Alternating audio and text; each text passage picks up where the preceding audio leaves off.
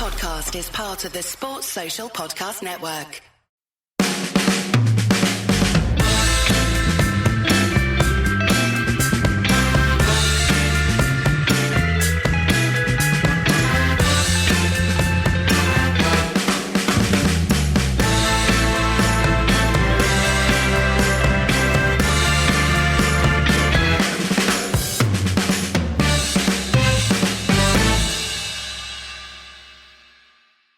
Welcome to No Question About That. We're going to talk about United 1, Chelsea 1 with Daniel. How's it going?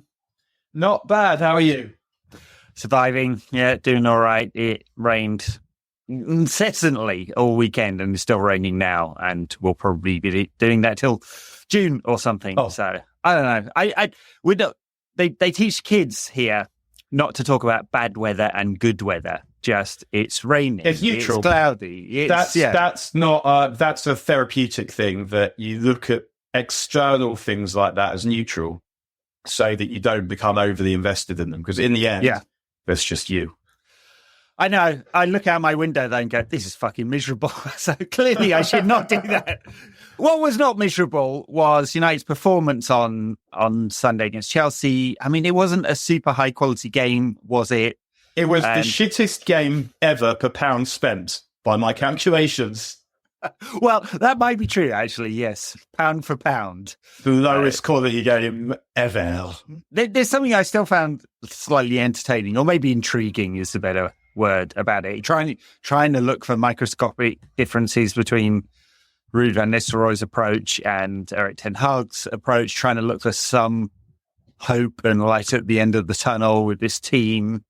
And, I mean, I don't know what you saw. It wasn't clearly, this is not a vintage United team or performance, but there was something in there.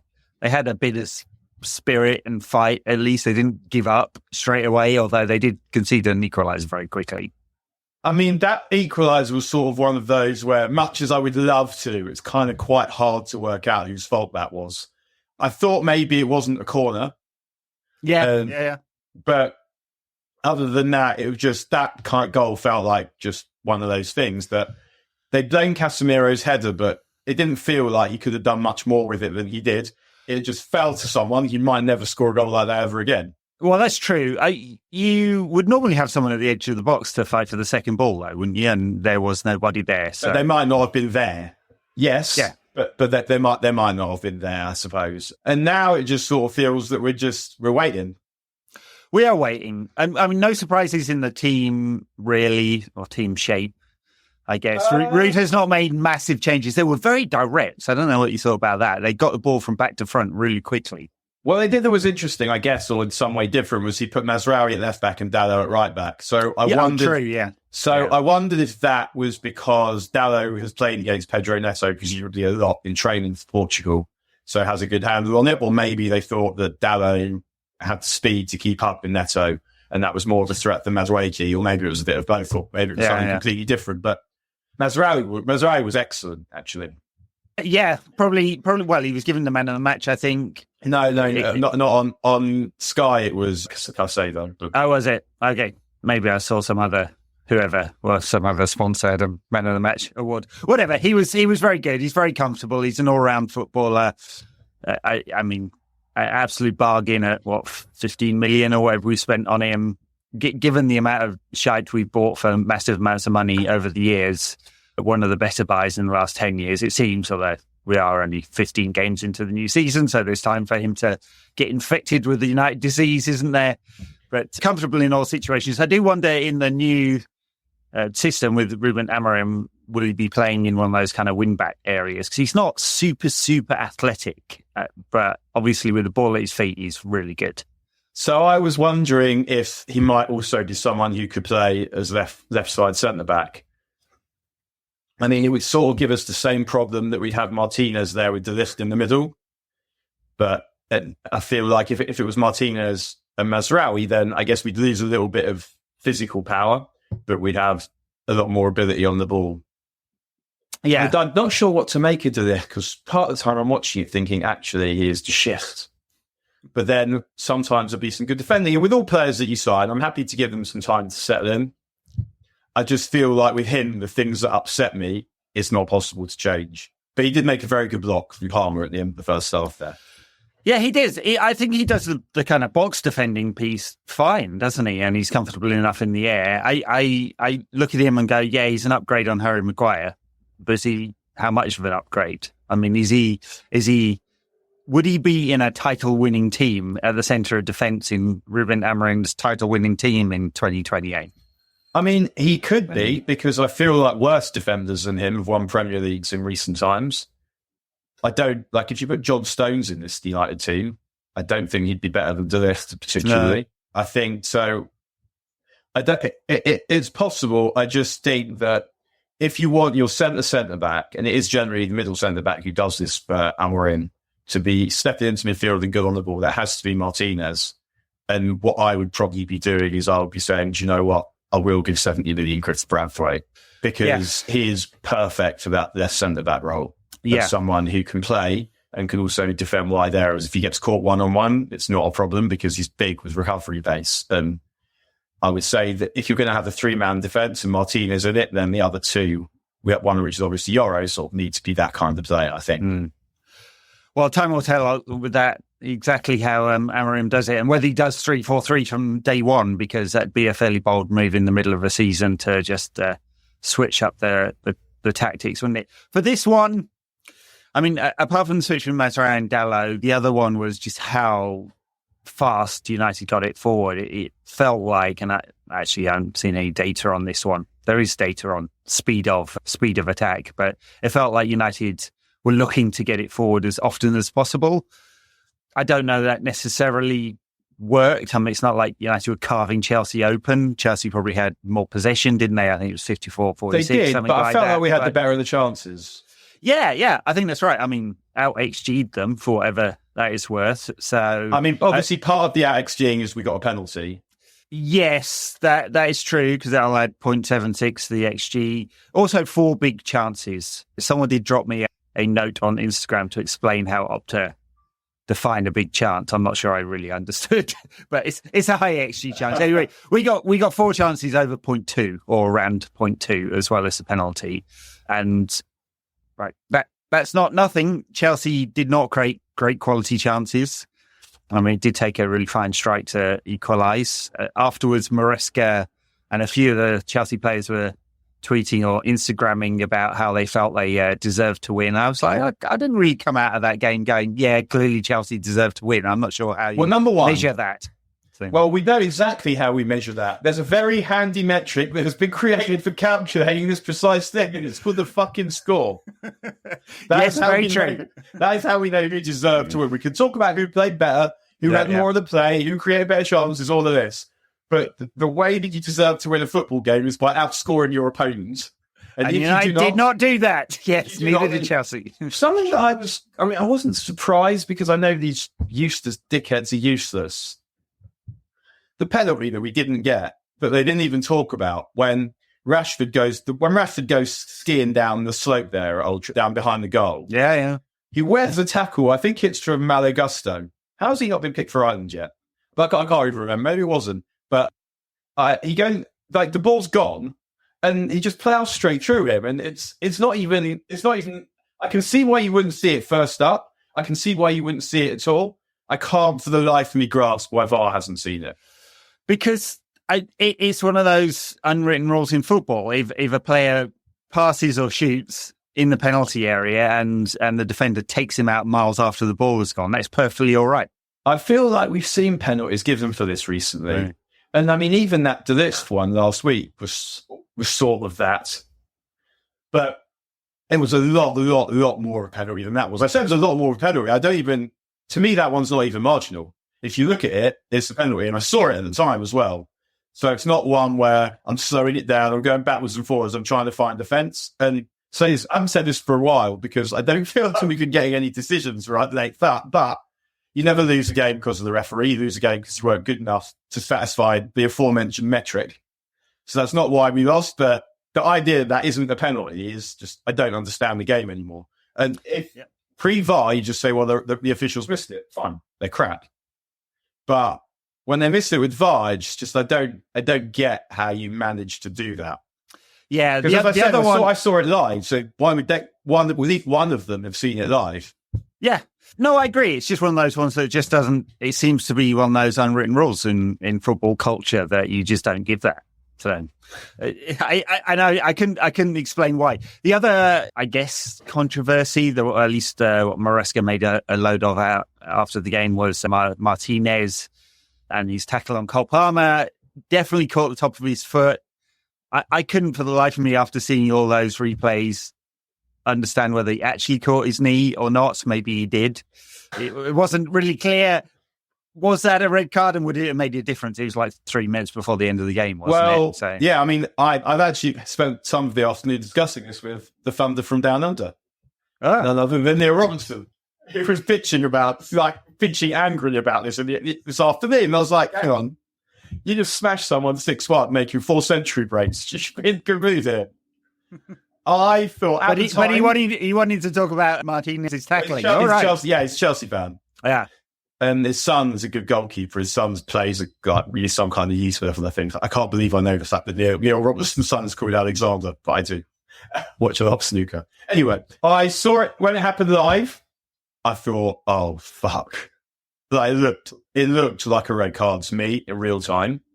And it's not about the 3 minutes. It's about the 3 games, obviously, that you don't, like, you want the new manager particularly to be able to pick everyone, especially someone who might be quite crucial to a strategy as soon as he comes in. Yeah. Now, when we saw it again, I felt like I can totally see why you have not given this as a red card. And when it felt, even at the time, probably like the ref's decision was going to decide it, because it wasn't so egregious, because he didn't look to be that badly hurt.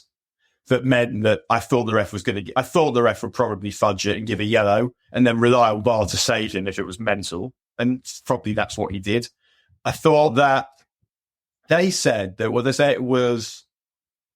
it wasn't dangerous. It was reckless but not dangerous or something. Yeah, but that's the wording for the difference between yellow and red. Yeah, right. And I can see why you would say that, because it felt like he didn't actually go into him very hard. I mean, it's quite impressive because he goes left and then somehow he manages to throw up his right foot. And what was I listening to where they were saying, he's decided, you've gone past me, I'm going to cripple you, that kind of thing. It's just like, it was an ex-pro as well. It's like, you're forgetting how quickly this shit happens. Yeah. That it's impressive that he's even managed to get his foot there. Never mind have this chain of thoughts of like grudges where I've been done there. I'm going to have you for that. I'm going to leave one on you. It doesn't... Microseconds. Yeah. It's micro. It got me thinking all the commentary around it. I mean, I know this is not a particularly original thought, but who in the world of football now is offering good analysis live? I mean, because there's plenty of people who are writing great articles and blogs and tactical stuff and doing data analysis and post-match, analysis and stuff like that in the world of football media. But actually, punditry during the game, and I switched between Sky and NBC coverage during this game, and it's Lasso who's like just sounds permanently depressed and just offers sort of general colour on NBC, and on Sky it was obviously Neville and Drury. Drury commentates like a teenage boy who's just found his dick, and he's just permanently through the vinegar strokes. I promise you will understand Peter Drury's commentary better if you imagine that while he's doing it, his flies are open and his cock's on the desk. I promise you. I'd like not to. Thank you. I mean, but plenty of work. No, but I agree with you. In our YouTube piece, I'll just flash up a picture of Drury's nads. I think, he's a studio guy. I think Daniel Sturridge is good. Yeah. Is he? Well, I guess the thing I'm asking is like... Any good colour commentators, co-commentators? It's who, because you were saying, the ex-pro is saying, he's trying to kill him there. And like ex-pros know the game. Now, obviously, some of them are thick as fuck and they can't actually articulate it in any kind of way. But some of them can, right? And especially those that end up going into some coaching, they have a lot of insight that we as punters do not have and do not know. And I know they have limited amounts of time either during the game to add this kind of stuff or afterwards. And they can't make it so dry that people just turn it off and go, I don't want any of that. Right? But it didn't feel like there's a lot of that anymore. And then most football coverage is kind of focused now on like kind of banter and laughs and And you've got the Roy Keane, it's his job. It's all about the passion, which is basically what he said after the game in terms of his analysis. Or you've got some people who just can't say anything, and it's a word salad, Peter Schmeichel. Or you've got people who appear to have kind of bought into their own sort of, I don't know what the right word is, like bought into their own hype in the kind of Carragher and possibly Neville mold. At different times. Carragher, know how many times Carragher says at different times. Everything. And they've done also this at different times. It is a difficult job, co-commentary, but it used to be done really well. Like Trevor Brooking wasn't so good, but Jimmy Hill was good. David Pleat was good as well. Jimmy Armfield on the radio was excellent. Emma Hayes, excellent. Yeah. It can be done well, but it's not easy. And Neville and Carragher, I think, in the end, aren't bright enough to do that. I don't think that they've got the skills to speak well enough while thinking on their feet and to do all of that. But then I think they've also changed, though, because when Monday Night Football came in and they were getting the tactics board up and analysing bits and giving you a kind of sense of the video room they have in clubs and all of that kind of stuff, like fashion, that was a breath of fresh air. And now it feels like even that has doubled down on banter and laughs. There are definitely ways, especially when they're there together, Carragher, I would say, is more about this than Neville. Carragher's more banterious, I think, than Neville. And I find, Neville sometimes feels like he's just deliberately trying to diss United to make himself seem more balanced. Yeah. Yes, absolutely. You wouldn't find a United fan who thinks he's a United biased, would you? No, although after Liverpool played last week, there were still bare Liverpool fans complaining that he was biased against them. I definitely don't watch him and think you're biased against Liverpool clouds your analysis. In the same way, I don't think Carragher's biased against United clouds his analysis. I do think he's biased to Liverpool clouds his analysis, though.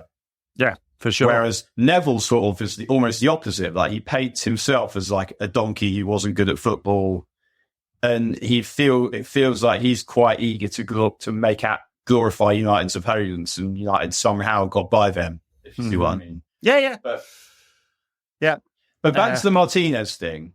If he'd have got a red card, I would have said absolutely fine, fair enough.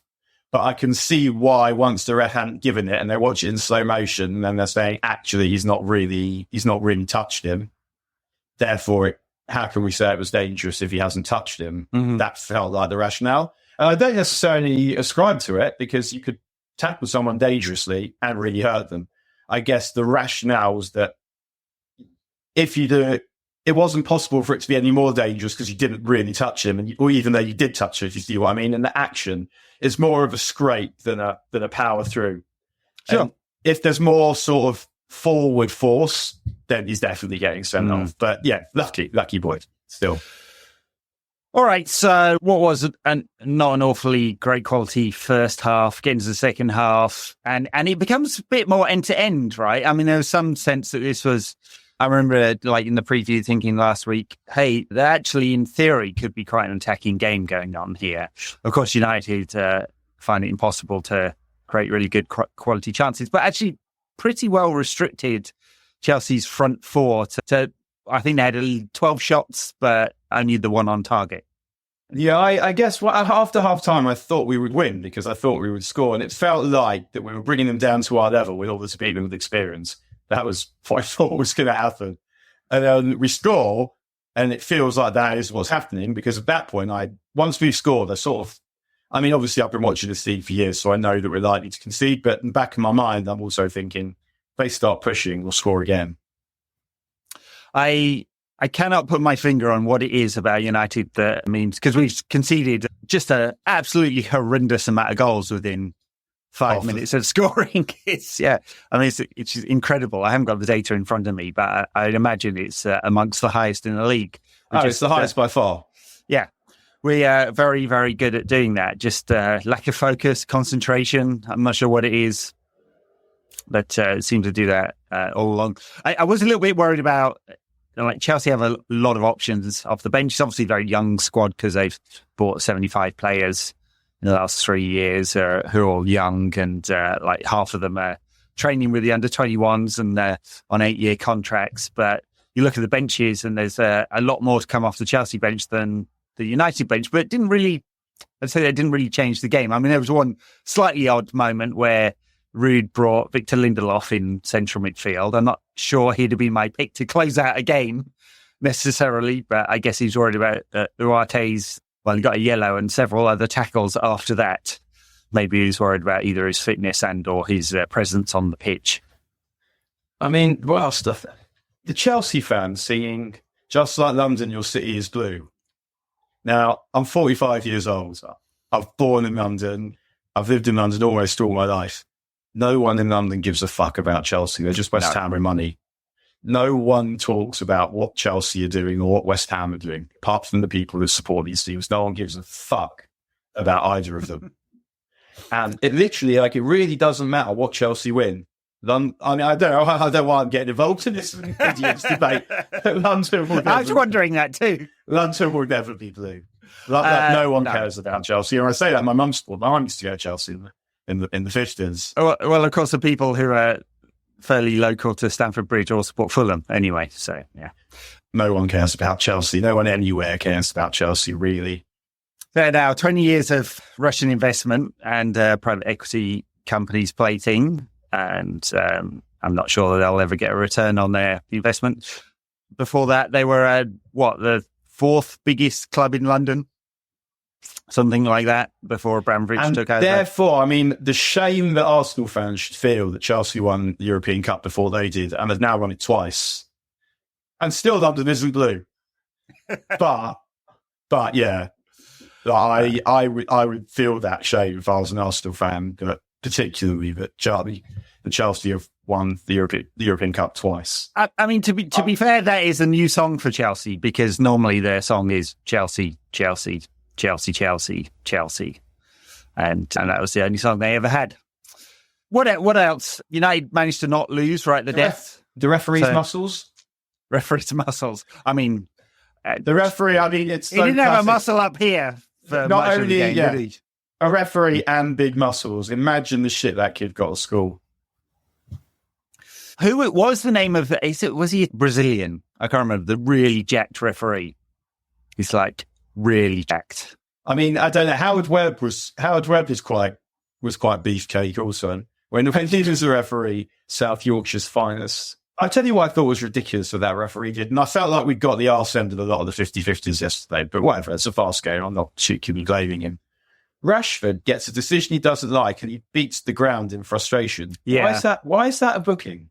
I totally get if you call the referee's mum a filth bucket, then I can understand, or his dad a filth bucket, can understand why you'd get booked for that. If you call him a chi, all of that stuff, but in the moment you react with frustration at a decision. He ran at the assistant. Was that? Yeah. He then goes on and does something. But in commentary, they're saying the banging on the ground is enough. And the idea that you're not allowed to react, and I wrote a piece for the New Statesman quite a few years ago now, saying I didn't really understand why dissent. Why do I really gave a shit about dissent? Why we think like grown men that can't deal with being told to fuck off or be called a cunt or whatever without brandishing a card feels quite petty and pathetic. And football was by its nature a subversive activity, so of course you're going to react against the authority rather than be kind to the authority. And I thought, so I wrote that and thought, quite agree with that. Well done, me. Last year probably was, I interviewed some grassroots refs, quite a few of them. I think almost all of that, one trans woman, two black women, and the way they were talking about the abuse that they have to suffer on a weekly basis, and also their certainty at the correlation between the behaviour of Premier League footballers and people in grassroots, I guess made me reevaluate my opinion. Yes, I mean, I've heard other referees say that. I mean, it's hard to prove out the link, isn't it, between behaviour at Premier League level and a referee getting nutted in the Sunday League or something like that, or beaten up in the car park, which we've had, right? But maybe he is, because referees do say that. So one thing I would say, this is just completely anecdotal, is the behaviour in the leagues that I played in as a kid is much worse now, and there's much more football on television. Don't know if there's correlation, but it's definitely something to think about. That we're much more proximate. Think about the coverage. There are cameras everywhere. You see everything. So I don't know, but if various people and footballing authorities are saying that there's a correlation, then it feels like it's not for me to say no, there isn't, because I don't have any evidence for it, and I'm not the sharp end. Refereeing was so strict when I was playing many moons ago that if the keeper jumped up and said mine, obstruction. They give a foul for that instead of shouting keeper. I never know why that one is. But by the way, the really jack keeper, I was just looking him up. He's called Anderson Doronico, and he's Brazilian. Check him out after this. He's like a bodybuilder. So I don't know if I've related this thrilling yarn before, but I was playing in a cup semi-final once, and we were losing. The game was lost, so I got booked for clapping the referee. Before Wayne Rooney did it against Villarreal, I think. Then I start talking about the referee, but not to the referee, in a loud voice so the ref can hear. So he gives me another yellow card, sends me off. Like 2 yellow cards in about 10 seconds. Never been sent off before. And what were you saying? This ref's having a bad one. I can't remember now. I think it was probably a bit more personal than that, if I know myself well. It wouldn't have been generic in that it's ref's not having a good game. It would have been more like things about this ref that I'd noticed that were very specific to him. And so I get sent off. My ex-parents-in-law are around, so I've gone to play football. They go home. They ask me how the game was. I say, we lost. Decide not to tell them about the rest, think nothing of it. That Friday, my phone rings. It's my then mother-in-law. Oh, Daniel, that game, you said that you lost. Yeah. Did anything else happen? What do you mean? Well, I got the Jewish Chronicle here, and it says, Daniel Harris further compounded Casino's woes by getting himself sent off for dissent. Great. So I remember I told my brother-in-law, but I decided not to tell the parents-in-law, but I busted. Wow. Good stuff. I'm sure you would not do well in the world of VAR because they'd be picking you up. I have to say, I really do wish, I know why they won't do it. I wish they'd mic up the refs so we could hear it all the time. It's great. Well, there's that one where they're Tony Adams. They don't tell Arsenal that the refs mic'd up when they play Millwall, and Tony Adams is obviously reffing the game because that's what people with Tony Adams' ilk did in those days. And it is brilliant. If you haven't seen it, it's on YouTube. And you can, if you play football at any level, if you have any experience of human beings, you know what it's likely to be. And my niece is just got turned 16 last week, and she's started refereeing. And the aggravation hasn't been that bad yet, but she's mainly refereeing sort of girls that are younger than her. But I think the majority of the trouble really is from the parents nowadays as well. Yeah. And definitely, like my dad's a teacher, and that was his experience at schools. As he got older, and he said that the problem wasn't so much that the kids were worse, it was that there was no support from the parents. And he said there was one occasion where he's got this parent in the office, and he goes, my son, I know, like, he's a bit mischievous, he's cheeky, but he never lies. And my dad says, I'm really sorry to break this to you, Mr. Cohen, whatever. Your son is a teenage boy. He probably lies to you every single day. Yeah, well, quite. Imagine not knowing that, A, or B, knowing it and just bullshitting the teacher to get your arsehole child out of aggravation. Yes, well, yeah. I'm sure that behaviour is fairly common. One of my sons was involved in under-6s football. There was no bad behaviour from the parents whatsoever. Most of them didn't really understand the basics of the rules of the game. So there you go. Do we think, to change the subject, do we think Bruno Fernandes is growing his hair out? I hadn't thought about that for a second. So I was gonna bring Bruno up though, because he said some interesting things post game. Yeah, go on. Well, I mean, he said he'd called Eric. He'd apologised to him. He felt like he was responsible. He should have been scoring more goals, which was, I thought, okay, very grown-up thing to say. He's a match, Bruno Fernandes. Yeah, and then he said, well, Eric said it wasn't my fault. And I was like, you didn't need to add that bit, but okay. But it was kind of some interesting colour on how Bruno and maybe some members of the team were thinking about Eric believing that they hadn't done enough. So, I mean, they must know that they haven't played as well as they could have done. However far up their asses their heads are, they know that they don't have very many points. I can't escape them. No.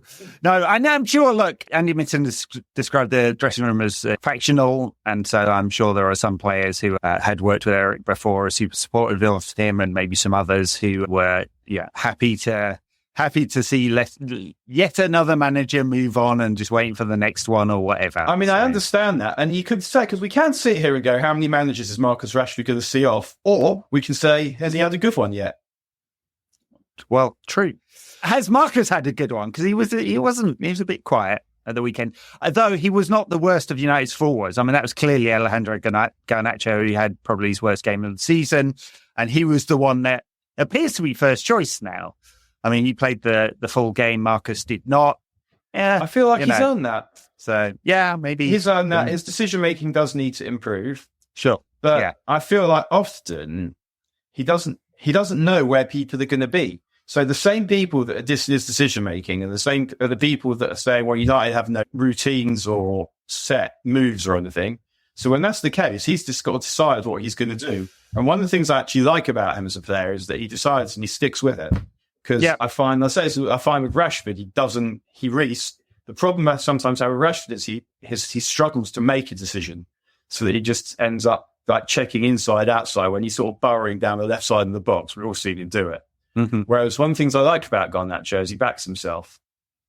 And the thing with him is that he's really good in big spaces, which is often as the game opens up towards the end. He needs to get better at forcing opportunities from a standing start or when he's marked. Yeah, it has been noted his take-on rate is not great. His ball carrying is really good. So that's a weakness. His chance conversion rate's in the teens, which is not great as a forward. United's chance conversion rate, 6.7%, lowest in the league. And it's, no surprise, right? Shock. United aren't very good at finishing chances.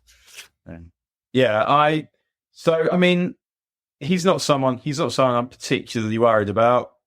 I wonder, because I would also be, obviously, as we're all doing, trying to think about who might play where under Amorim. And I wonder with him, because Amorim seems to like a defensive wing back and an attacking one. And there's also often liked an attacking wing back playing on the wrong side, because it means you can sort of turn first-time balls around the corner because they're coming onto your good foot. If you imagine Garnacho's on the left and he's got his back to the opposition goal and the ball to receive the ball comes into him and he's well placed to turn it inside. So he doesn't feel like an obvious winger who could play wing back particularly, because at some point it does become a back five and he will have to defend. Yeah, but I wouldn't want him in a 2-on-1 situation defending for sure. So no, but he tends not to play two proper defenders, though. I mean, it feels to me always like 5 proper defenders is too many. I don't want 5 defenders in my team. Yeah, I don't know the balance there. I don't. It's like, do you go buy specialist wing backs? Might have to. Yeah, of which there are not many in world football who can do both of them at the same time. I mean, noted Mazraoui probably can, but his athleticism is a concern, I'd say. Dalot is kind of mediocre, both going forward and going back. So I would want Alejandro Garnacho as close to the goal as possible, which he won't necessarily be in a 3-4-3. Pep doesn't play it very often, but maybe 20% of the time he'll switch to a back three and play a 3-4-3. All play quite attacking players in there, but with a defender and a central midfielder in central midfield, so they can drop into a back four. Yeah, they keep the ball, and then they can drop into a back four with 4 central defenders across the back. So be interesting to see do United have central defenders who are comfortable in wide spaces. Yeah, can you imagine Harry Maguire getting turned in the channel? I'm not sure I'd like to see that too often. There's room for discussing this. The other question is what's the balance in the? Do you think Xerxes could play wing back? Oh God, I would not. I don't know where Xerxes can play.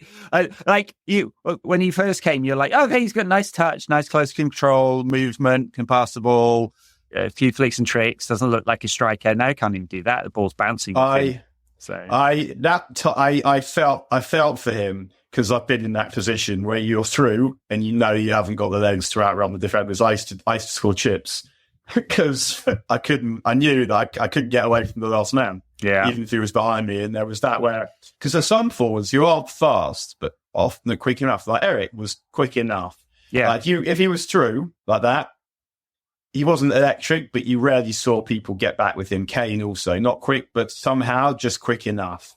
And I wonder that maybe that's why Kane became so good at finishing from Kane's finishing from 15 to 22 yards is better than anyone else I've ever seen. Mm-hmm. And I wondered if maybe that was why, because he just didn't trust himself to have the pace to get away from the defenders. But Xerxes that as well. And yeah, without the finishing. And it's gone very shitty for him very quickly. And he's not someone I want to write off right now because he does have something. He's got some imagination. He's got touch. But it may be that the Premier League is just too fast and furious for him, and actually Serie A as well, somewhere similar where the game's a bit slower is where he needs to be. Yeah. Well, much like when Anthony was doing all right in the Eredivisie, not even that well, to be honest. Look at his data; it's pretty dreadful. But he would have more space in order to do something. He got into the Premier League, realised he had neither space nor tricks, nor ability to score any goals, and it was just all too much for him. And Xerxes has no time on the ball, so even his nice touch is not good enough. Like it's not enough as a player. He has to have more than just that. So 15 games in, and he's not even. I mean, he's barely started any. So was he started 5 or 6 games or something like that? It's no time to write him off at all. But it is concerning that the raw ingredients to kind of make something better don't appear to be there. Yeah. Which, I mean, Højlund's a much better stylistic fit for how Amorim's sporting play anyway with Goretzka is. Who knows whether United would be interested in spunking a seriously large amount of money on an ex-Coventry striker, I don't know. But Højlund feels like a better fit. So, see, I'm not sure what anyone was thinking there. So, exactly. I mean, I guess it seems unlikely that we're going to go and buy yet another centre forward. There are too many other things there. Probably those wide wing-back positions are where you'd think about it. And also next summer, Eriksen is definitely going to leave. They're not going to renew his contract. And Casemiro is also a question mark. I mean, he'll have 1 year left on his contract at that point. He's having something of a revival, but who knows how long that'll last exactly.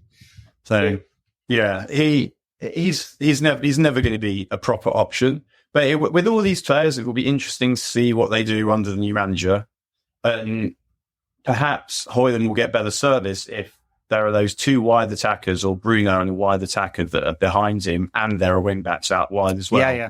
It gives you much better scope to feed him if you've got if you've really got 5 attackers like that. Well, the sporting team uses their wing backs to create space for the narrower forwards to play in. So, and they score an awful lot of goals like that.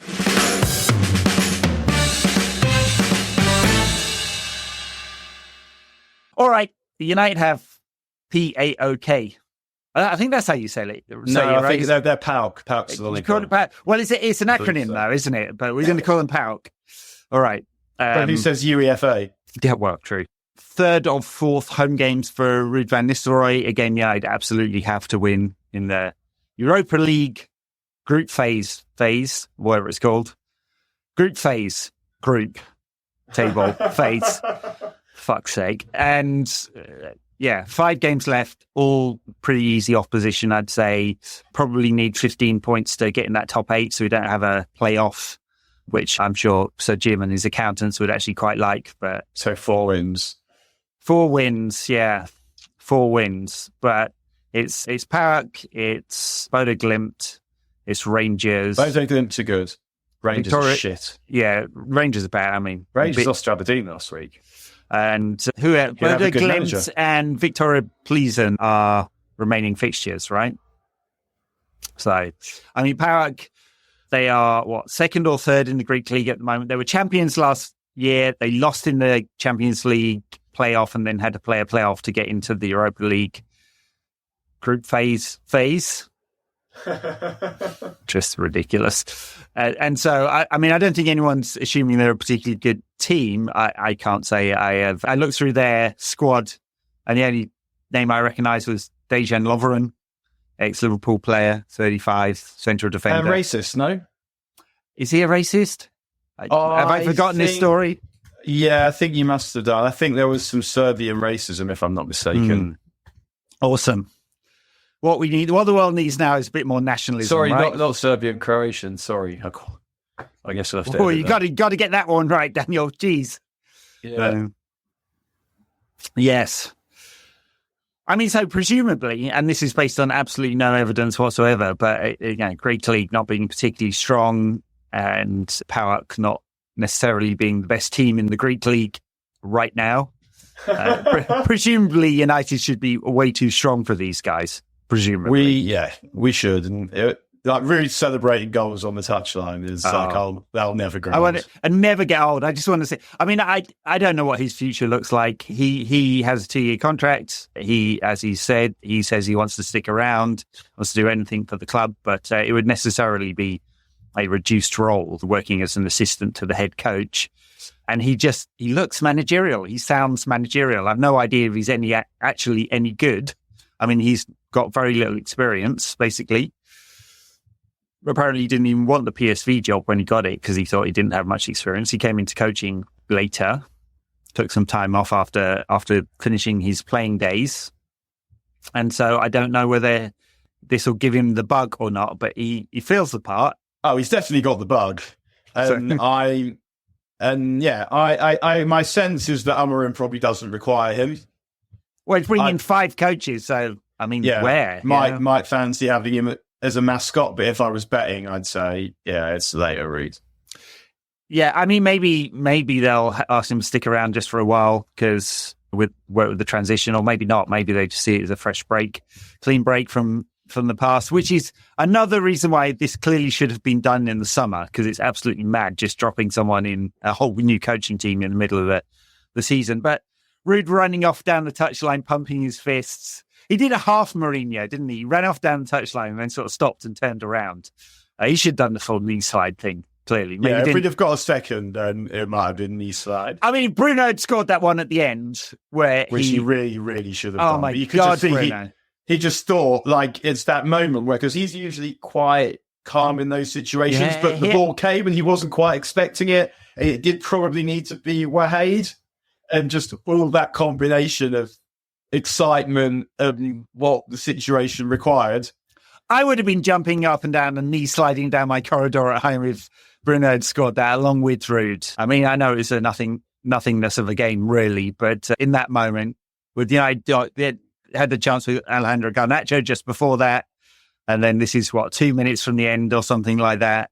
You're just I'm looking for that celebration from Ruud there. Bruno played also better yesterday. Yeah. I mean, look, I think we said before, all Ruud needs to do in these 4 games is keep it simple, try and play as many players in the right kind of positions as possible. I think he's said they've gone back to basics. They're just getting the ball forward quickly all the time. They're not, I suspect there's not too many instructions here other than be positive with it. Bruno feels like he's closer. Yeah, I think he's had a bit of a renaissance recently, which is good. He's not playing as an 8. There's better balance in midfield with Casemiro and Ugarte anyway, or Ruate, I should say. And but Amorim, it's unclear, isn't it, exactly? Is he going to play him as one of the inside forwards? Is he going to play him as his sort of linking 8? He doesn't really play with a 10, so unclear what Amorim will do with him. So he'll have to be, I would say, one of the wide forwards, and I think that's good. It's not that wide. They're not that wide, No, so they're not there to provide the width, and he'll be sticking balls in behind for Højlund, and that's really where we want him to be, and it means we can then get Ugarte and Maida in. Yes, Ugarte and Maida in midfield. Bruno's one of the wide players, along with one of Rashford and Garnacho. Ahmad's a good deputy for Bruno in that sort of system. The tacticos on the internet love Ahmad. And I don't quite get it. I'm not saying he's shit or anything, but I definitely haven't seen enough from him to say he should definitely be United's first choice right winger. Is there a war going on? Fireworks. Yeah. There you go. I've been in America too long, Daniel. I just assumed it was a shootout. All right. Yes. Well, we'll ask our own in-house Tactico Darnish about that one when we get around to doing the Tactic Show. It's on patreon.com/NQAT pod if you want to support us. You can also get that show in the Apple Podcast feed. And since you seem to have been invaded by the local celebration of burning Catholics at the stake, also known as fireworks It might night. be Diwali. It might be Diwali today. Yeah, that's true. I mean, it was at the weekend. Yeah. Should we finish with a car story? Go on, give us a car story before we leave it. I'm driving the other day. For those of you home, I'll tell you what, I'm driving up Bishop's Avenue and I'm turning right on the Spaniards Road or whatever it's called. In Hampstead. Yeah. Now, I'm at the top and there's a queue and I'm late. So the car in front of me gets let in by a car that's on by the Spaniards there. It's on the main road. So we're at T-junction and me and this other car turns right. And so I'm a bit sneaky. I basically follow out the car in front of me nose to tail. So the person that's letting that car in pretty much has no choice but to let me in as well. Because there's temporary lights and I'm already in. This person tries not to let me in. So I don't look at them. I don't want to get involved in any verbals, anything like that. Like I'm trying really hard to not do stuff like that because my wife told me not to. So I then see it's a woman. She's like probably like between 55 and 65 years old. Not getting involved. I look away. Then the lights change and I see as I'm driving that she takes a photo of my number plate. I think, well, okay. I haven't done anything illegal. I haven't even exchanged no words, nothing. So whatever. Then at the next lights, probably like 300 yards down the road, she comes up behind me. I look in my mirror and she takes her forefinger and she pulls it across her neck like that. Wow. I know. What? Oof. Daniel, hopefully she hasn't got any criminal connections. And if this is your last party, it's been a pleasure. No, this didn't happen. This didn't happen last week. I kept the story to myself for a little bit, just to make sure I'm still around to tell it. Wow. Yeah, I just turned around and said, "I'm really sorry. I'm having a bad day." You would be having a bad day. I know. Well, it's just like if it'd been like a 20-year-old man, say, I'd thought whatever, bravado or something. But the fact that it was a woman much older than me was just quite weird. I would not get involved in any of that nonsense here. I have to say I've had a couple of road roadie incidents back in the UK where I've exchanged verbals with someone. Not proud of that one. Here, people have weapons, so I would not do that. They are exceedingly polite drivers in this part of the world, though. So exceedingly polite.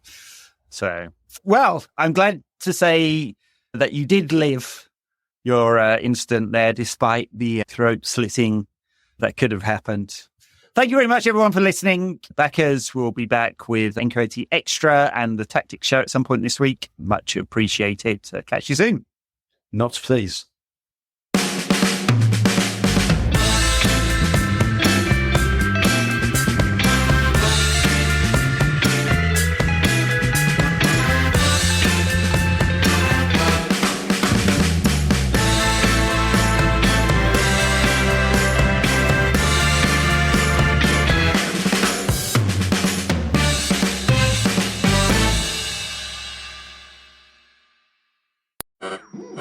We interrupt this program to bring you an important Wayfair message. Wayfair's got style tips for every home. This is Styles McKenzie helping you make those rooms sing. Today's style tip. When it comes to making a statement, treat bold patterns like neutrals. Go wild, like an untamed animal print area rug under a rustic farmhouse table from Wayfair.com. Arr, fierce. This has been your Wayfair style tip to keep those interiors superior. Wayfair, every style, every home.